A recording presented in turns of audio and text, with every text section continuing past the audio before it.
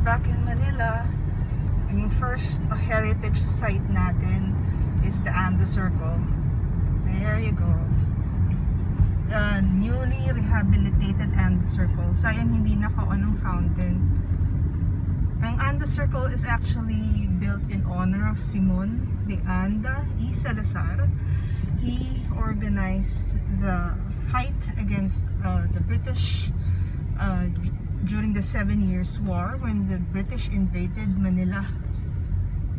Kasi during the time, colony ang Pilipinas ng Spain. Okay, we're back in Intramuros. Intramuros dates back to the Spanish occupation. And you see here the Palacio del Gobernador. The original structure used to be the home of the Governor General, the Spanish Governor General. Now it houses the Comelec. We're back in Plaza, Roma. You see here the Manila Cathedral. It's one of the 7 original churches within the walls of Intramuros. There you go. That's the Manila Cathedral. And you see here the Ayuntamiento.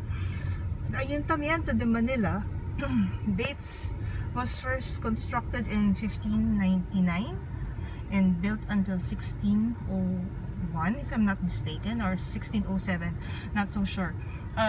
This is a historical site because this is where the First Philippine Assembly convened. This is also the first home of the Philippine Supreme Court, and it's also a first for many government offices. Okay. Tingnan naman natin ang ruins ng Aduana. You see there at the far end.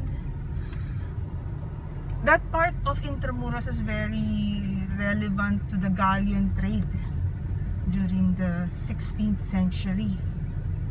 The ruins of Aduana was called Intendencia de Aduana, and this was the office the office of customs office to nung panahon ng mga Kastila.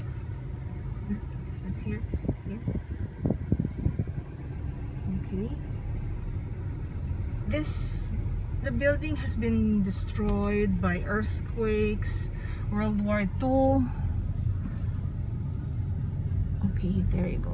And there are already plans to rehabilitate the Aduana and house the National Archives.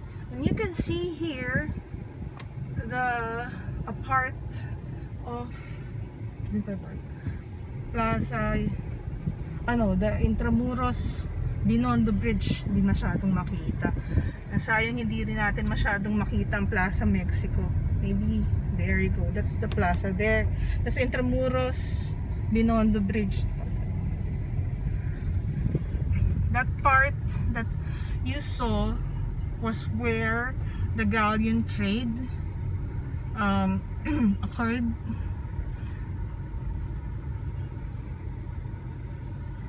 Dami kong distraction. Right here, I've been curious about that. You see the cross over there?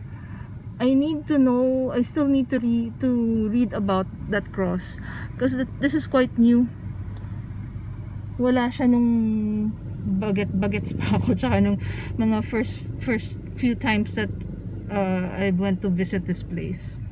I think it says Cruceiro. Okay, there you go.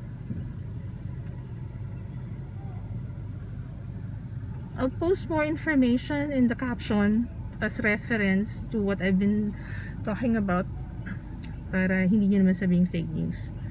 So that's all for now. We're going to exit sa may Puerta de Isabel and out to the City Hall. You see here the Bureau of Immigration.